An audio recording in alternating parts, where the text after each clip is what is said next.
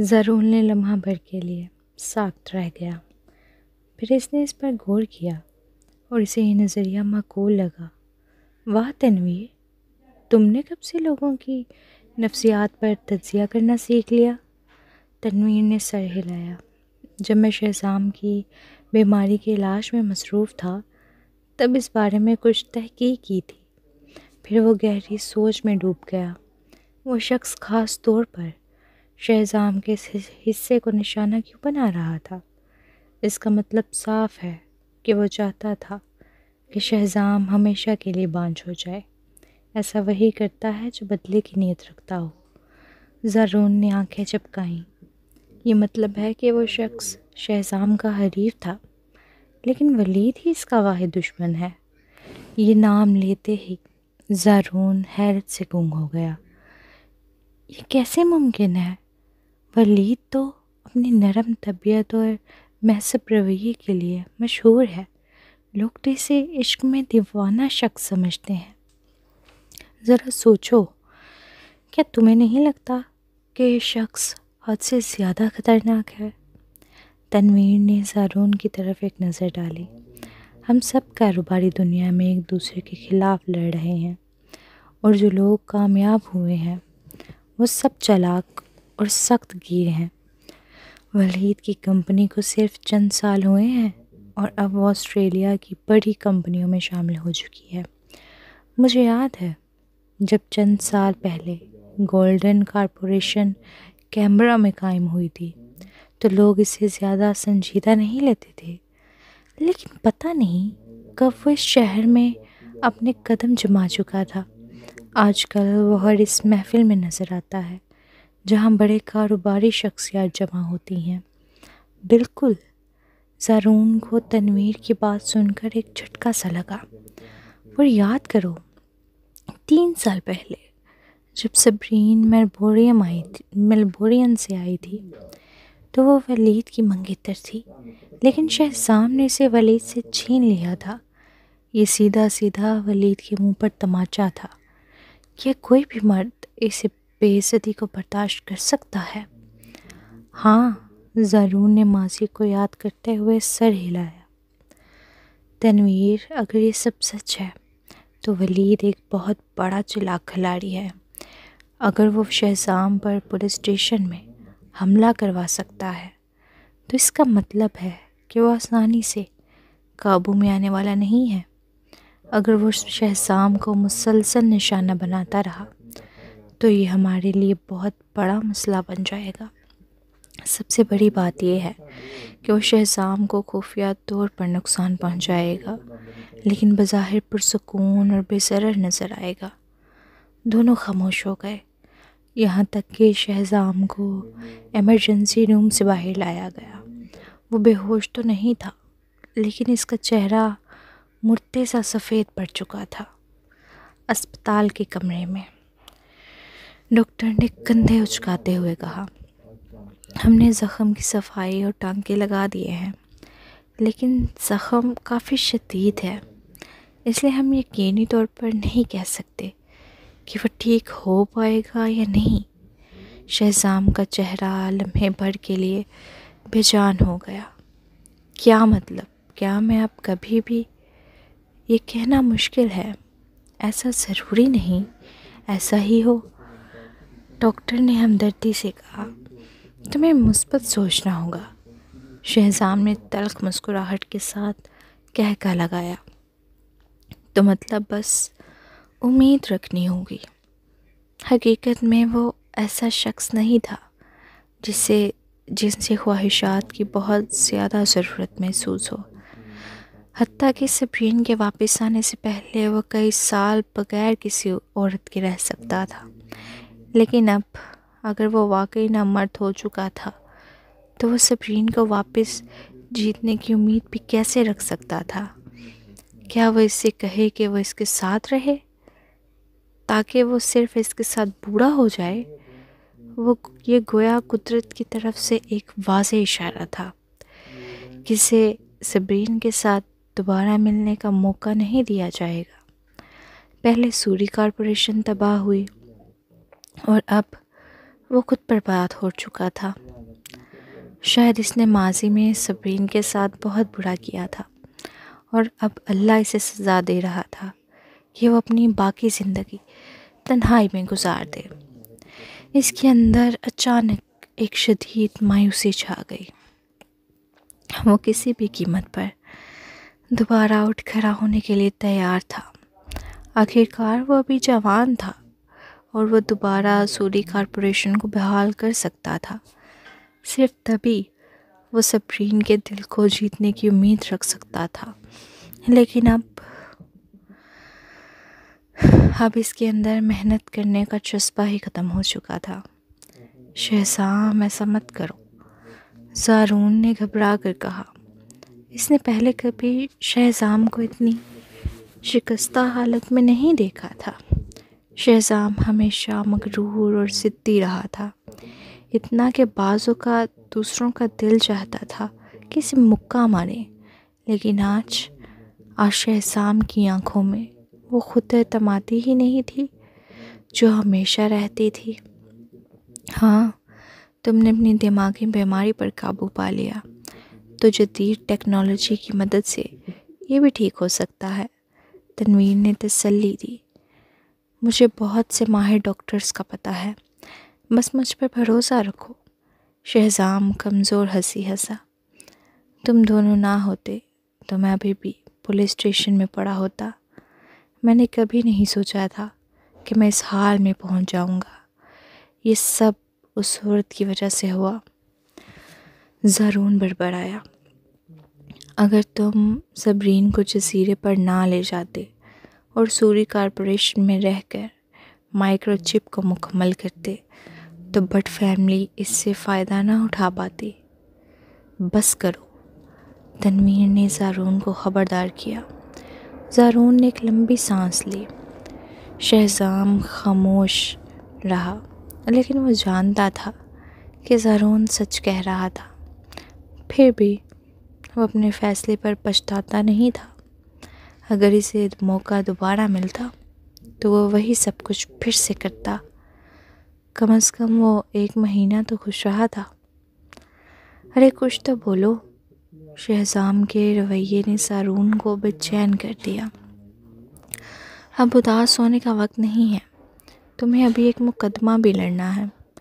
But family نے جان بوجھ کر اس معاملے کو بڑا بنایا تاکہ عوام کی توجہ ہٹائی جا سکے۔ اگر تمہارے ساتھ حراست میں یہ واقعہ نہ ہوتا تو ہم تمہیں ضمانت پر رہا نہیں کروا سکتے تھے۔ پولیس نے تمہیں کینبرا چھوڑنے سے منع کر دیا ہے۔ تنویر نے آہ بھری اور کہا، آخر ریحام کے ساتھ ہوا کیا؟ وہ اچانک غائب کیسے ہو گیا؟ زارون نے کہا، کیا یہ ریحام اور آفتاب کی کوئی چال ہو سکتی ہے؟ ہو سکتا ہے کہ ریحام جان بوجھ کر چھپ گیا ہو۔ شہزام نے اپنی آنکھیں بند کر لیں۔ اس کے سیاہ پلکوں نے اس کی تھکن زدہ آنکھوں کے نیچے سایہ ڈال دیا۔ مجھے یقین نہیں ہے، لیکن میرا دل کہہ رہا ہے کہ اس معاملے کا آفتاب سے کوئی تعلق ہے۔ آفتاب کیسا دکھ رہا تھا؟ تنویر نے واقعہ یاد کرتے ہوئے کہا، جب میں نے پولیس اسٹیشن میں اس کا سامنا کیا تو وہ کافی غصے میں لگ رہا تھا، لیکن مجھے اس میں کوئی اداسی محسوس نہیں ہوئی۔ ریحام ضرور کہیں چھپا ہوا ہے، زارون نے جھنجھلا کر کہا۔ شاید نہیں، شہزام نے سر ہلایا۔ ریحام اس وقت بری طرح زخمی تھا۔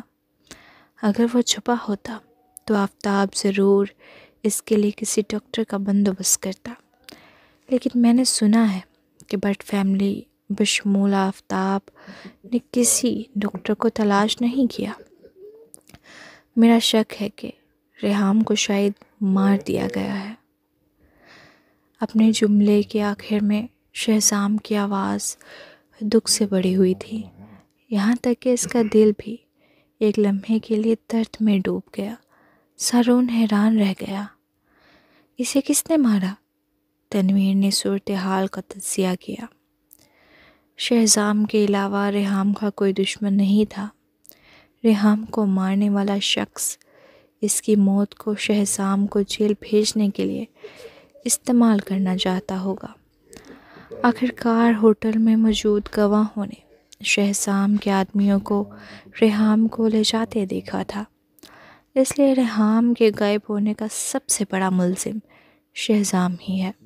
سوچو، کیمرہ میں شہزام کا سب سے بڑا دشمن کون ہے؟ ولید گردیزی۔ سارون حیران رہ گیا۔ یا پھر آفتاب بٹ؟ نہیں، یہ آفتاب نہیں ہو سکتا، کیونکہ ریحام اس کا بیٹا تھا۔ زیادہ امکان ہے کہ یہ ولید ہو۔ تنویر نے شہزام کی طرف دیکھا۔ تمہارا کیا خیال ہے؟ شہزام کی آنکھوں میں ہلکی سی لرزش آئی۔ کچھ لمحوں کے بعد اس نے دانت پیستے ہوئے کہا، ممکن ہے، ہو سکتا ہے کہ ولید نے ہی حراست میں مجھ پر حملہ کروایا ہو۔ شہزام نے خود کو سنبھالا اور مزید غور کیا۔ آفتاب اس کا کاروباری حریف تھا۔ اگر آفتاب اس پر حملہ کرتا تو اس کے جسم کے اس حصے کو نشانہ نہ بناتا۔ اس صورت میں اصل ملزم ولید ہی ہو سکتا تھا۔ شہزام کو یہ جان کر حیرانی ہوئی کہ ملزم ولید ہو سکتا ہے۔ اس کی نظر میں ولید بس ایک ایسی چیونٹی تھا جسے وہ جب چاہے رون سکتا تھا۔ وہ ولید کی منگیتر کو اسے چھین لے گیا تھا سالوں پہلے، لیکن اس کے باوجود ولید کچھ بھی کرنے سے ڈرتا رہا۔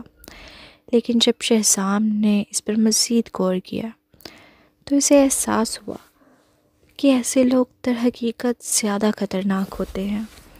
ولید بظاہر ایک مہذب اور شریف انسان لگتا تھا، لیکن اس کے دماغ میں کیا چل رہا تھا کوئی نہیں جانتا تھا۔ وہ بالکل آفتاب جیسا لگ رہا تھا جیسے وہ پہلے تھا۔ اچانک شہزام کو صبرین کی فکر ہونے لگی۔ کیا ولید اس کے خلاف دل میں بغض رکھے گا؟ خاص طور پر اس ویڈیو کے بعد جو شہزام نے اسے بھیجی تھی۔ اسے صبرین کو خبردار کرنا ہوگا، لیکن شاید وہ اس کی بات پر یقین نہ کرے۔ میں کسی کو ولید کی چھان بین کے لیے بھیجوں گا، لیکن اس وقت سب سے اہم بات ریحام کو تلاش کرنا ہے، چاہے وہ زندہ ہو یا مردہ۔ دریاسنا بٹ فیملی یقینی طور پر تم پر مقدمہ کرے گی۔ میں تمہارے لیے ایک اچھا وکیل لے آؤں گا، تنویر نے کہا۔ Thank you. شہزام نے گہری سانس لی۔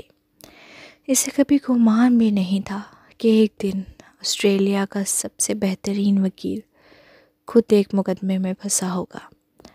مجھے پہلے ہی معلوم ہے کہ کیس کو کیسے سنبھالنا ہے۔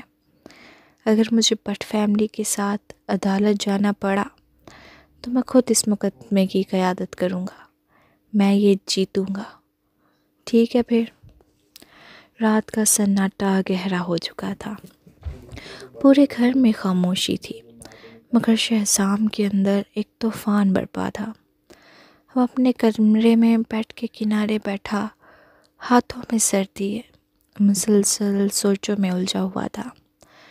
روشنی مدھم تھی اور سامنے میز پر رکھی دوائیوں کی شیشیاں جیسے اس کے زخموں کا مذاق اڑا رہی تھیں۔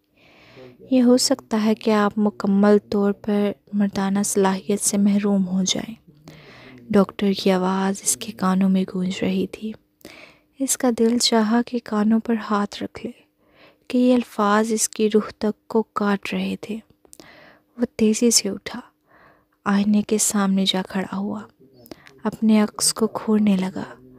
آنکھوں کے گرد سیاہ حلقے، بکھرے بال، ہونٹوں پر ایک بے جان سی تلخی۔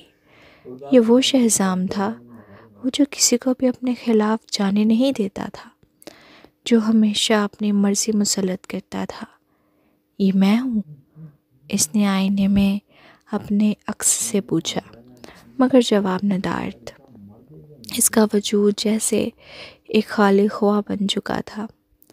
صبرین کو قید رکھنے کی سوچ پہلی بار بوجھ لگنے لگی۔ اس کے ذہن میں صبرین کا چہرہ ابھرا، وہ آنکھیں جن میں پہلے خوف ہوتا تھا اب چیلنج تھا۔ وہ ہاتھ جو کبھی اس کے رحم کے محتاج تھے اب مضبوط ہو چکے تھے۔ وہ رات یاد آئی جب اس نے اسے زبردستی دوسری شادی کے کاغذات پر دستخط کروائے تھے۔ صبرین روتے ہوئے، تم یہ سب کر کے خوش ہو شہزام، ایک عورت کی زندگی برباد کر کے؟ اور وہ دن جب اس نے میرا کے ساتھ منگنی کی تھی۔ مگر تب بھی صبرین کو چھوڑنے کا خیال اس کے ذہن میں نہیں آیا تھا۔ وہ چاہتا تھا کہ صبرین ہمیشہ اسی کے پاس رہے، چاہے جیسے بھی۔ لیکن اب اگر وہ صبرین کو اپنے پاس رکھے گا تو یہ کس کے ساتھ ظلم ہوگا؟ طرز کی بنیاد پر کسی کو باندھ کر رکھنا اس سے بڑا ظلم تھا جو وہ پہلے کر چکا تھا۔